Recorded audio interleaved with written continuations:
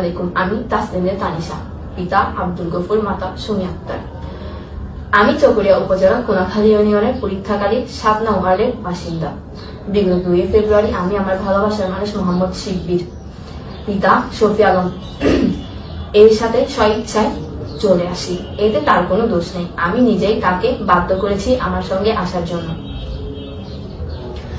আমাদের ভালোবাসার সম্পর্ক আজকে 2 বছর 3 দিন। আমি আবারও বলছি, আমি নিজে তাকে বাধ্য করেছি আমার সাথে আসার জন্য। আর আমাদের চলে আসার পেছনে কারো প্ররোচনা বা হাত নেই। আমি বাসা থেকে বের হওয়ার সময় কোনো টাকা পয়সা বা গহনা সঙ্গে করে নিয়ে আসিনি। আমরা 2জন একসঙ্গে সুখে আছি। আমাদের এই বিষয় নিয়ে শিকবিরের পরিবারকে যদি কেউ জোর জবরদস্তি করে তাহলে এর পরিণাম খারাপ হবে। ফলস্বরূপ আমরা পরিবারের কাছে ফিরে যাব না এবং আত্মহত্যার পথ বেছে নিব। কোন প্রকার চাপ প্রয়োগ করে আমাদের এই জায়গা থেকে কেউ নিয়ে যেতে পারবে না। যদি আমাদের পরিবার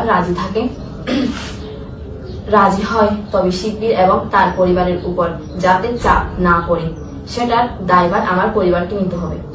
যদি আমার পরিবার শিকবির অথবা তার পরিবারের বিরুদ্ধে মামলা দিয়ে থাকে তবে তা অতি দ্রুত মামলা তুলে ফেলে